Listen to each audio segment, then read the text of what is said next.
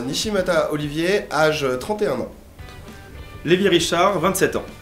Frédéric Dembach, 40 ans. Alors ma boîte, c'est un magazine à destination des chefs d'entreprise et créateurs, diffusé un petit peu plus de 70 000 exemplaires. Moi c'est Skill to Invest, on fait du recrutement de profils d'associés. Dojo Créa, c'est le premier réseau d'espaces de coworking et accélérateurs de start-up en France destiné à aider les entrepreneurs à se créer et à se former. Alors je suis là parce que j'ai vu de la lumière, sérieusement je suis là parce qu'on est partenaire de l'événement et que donc je représente Dynamique Entrepreneuriale. Moi j'ai vu qu'au niveau de la météo il allait faire plutôt beau, donc c'était pour faire quelques descentes de ski tout simplement. Et moi j'accompagne Olivier Nishimata car il se sentait seul, il avait peur de venir, il est très timide. Et Richard ayant accepté de lui tenir la main gauche, j'étais là pour tenir la main droite. Bon, on s'est mal placé, hein, c'est pour ça. Alors, entreprendre, ça permet déjà d'affronter ses cauchemars, c'est déjà une très bonne chose, ses craintes, ses peurs et de les surpasser. Et en ce sens, c'est déjà une expérience absolument fabuleuse. Pour vivre ses rêves, si on a des rêves très masochistes, c'est absolument génial. Ça permet surtout d'élaborer et d'affiner ses rêves et d'aller chercher les rêves qui sont presque accessibles et non pas complètement délirants et de les transformer en réalité. Et puis ça permet de les comprendre aussi, parce que des fois on a des rêves et puis quand on commence à les atteindre, en fait on se dit que c'est pas exactement les rêves que l'on avait et on en a d'autres et ça permet de se comprendre soi-même donc, et de vivre ses rêves, oui bon après ça dépend des rêves que l'on a aussi. Hein. Tout le monde on a été très philosophique à toi. Alors pour moi ça permet de vivre des anciens rêves, pourquoi? Parce que en fait comme je dors plus, je fais plus de rêves. Non mais c'est tout naze comme réponse ça d'un autre côté, franchement. Attends, je sais qu'on t'avait pas facilité la vie mais... Non mais comme vous facilitez pas, moi je réponds ailleurs.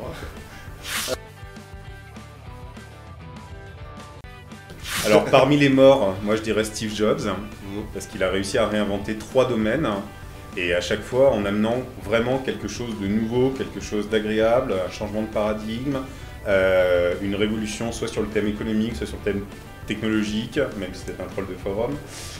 Et dans les vivants, le prochain à avoir la même dimension pour moi est Elon Musk. Hein, parce que entre la voiture électrique, le fait d'aller dans l'espace de manière privée, et le fait de lancer des approches comme il vient de faire avec Hyperloop à écoutez, j'ai pas le temps de le faire mais j'ai un peu creusé le sujet, j'essaie de faire avancer les choses, maintenant si quelqu'un veut s'en saisir, je le donne à disposition. Je pense qu'il donne un exemple qui, s'il était suivi par beaucoup plus de monde, au lieu de garder sa copie en se disant peut-être que c'est moi qui le ferais et sinon j'en parle pas, est très dans la philosophie qui est en train d'arriver, d'internet, de partage et autres, mais sur les idées et les concepts d'entreprise. Et je trouve qu'il y a une petite révolution dans ce qu'il a fait avec l'Hyperloop, même si je suis pas du tout sûr que ce soit faisable, que ce soit intéressant à faire et tout. La démarche d'investir des fonds pour donner la chose en disant à quelqu'un d'autre qui peut le prendre, je la trouve absolument fabuleuse. Et j'ai l'impression que c'est la version entrepreneuriale du logiciel libre, de l'esprit internet, etc. T'as fini de dire des trucs intelligents parce qu'après nous on passe pourquoi Démerdez-vous. Fallait pas l'inviter. Moi je dirais que ce qui me plaît bien au niveau de Zuckerberg en fait sur Facebook, c'est que finalement c'est parti d'un délire, d'une petite vengeance toute bête. Et finalement le projet a pris de l'envergure comme ça, c'est développé, c'est étendu. Je pense que les plus beaux projets ce ne sont pas forcément ceux où on a passé le plus de temps à y réfléchir en amont, mais ce sont ceux où la qualité de l'exécution a été exemplaire par la suite. Et je pense que c'en est un bon exemple.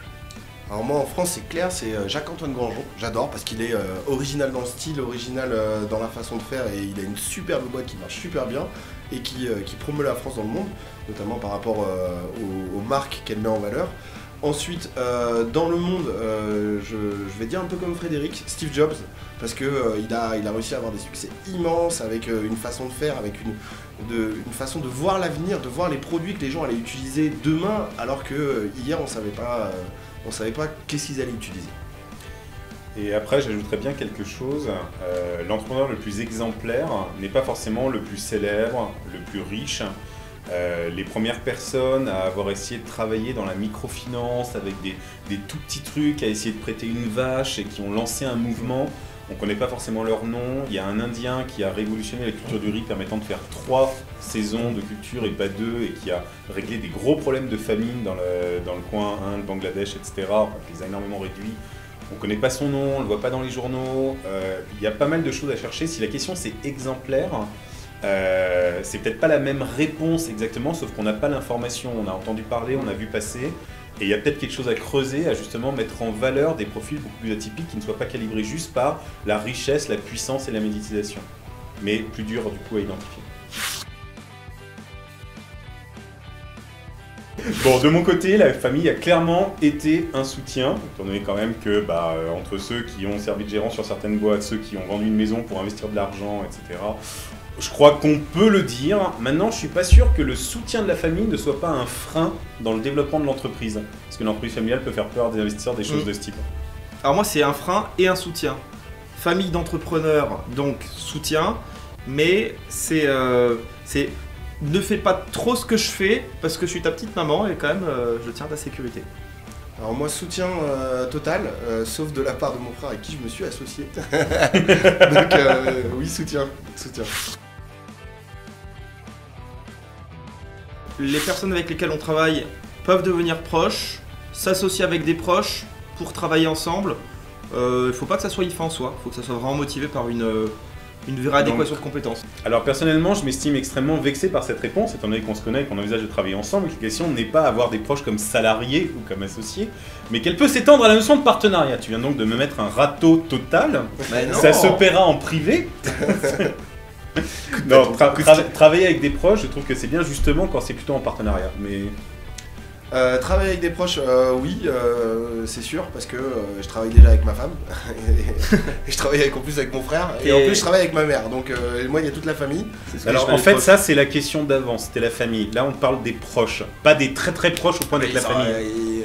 C'est parce que tu veux que je parle de toi, c'est ça? Oui. Je vais pas parler de toi, encore. Présente-moi, je sais pas, dis quelque chose. Alors Frédéric, homme beau gosse, cherche jeune femme.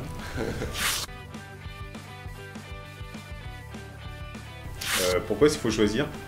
Si c'est de la motivation, on l'a pas à la fin, c'est ça?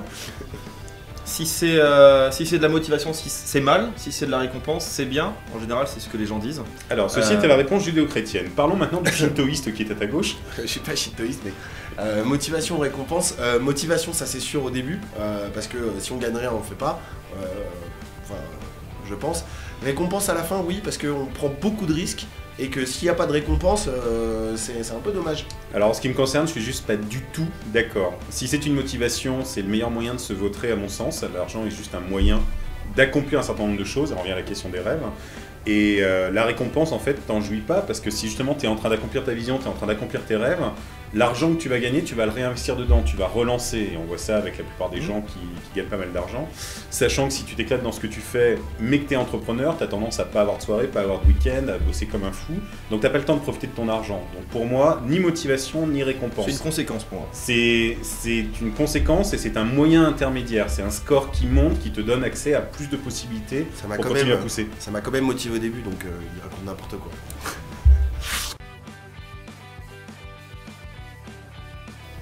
On parle de la fois où on s'est rencontrés ou Pourquoi c'était ton échec?